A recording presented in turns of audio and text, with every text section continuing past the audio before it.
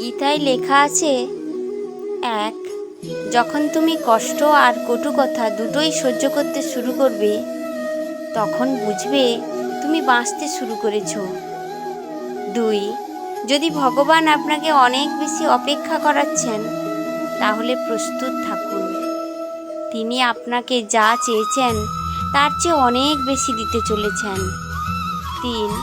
জীবন নিয়ে বেশি ভাববেন না। যিনি আপনাকে জীবন দিয়েছেন তিনি কিছু না কিছু ভেবেই দিয়েছেন।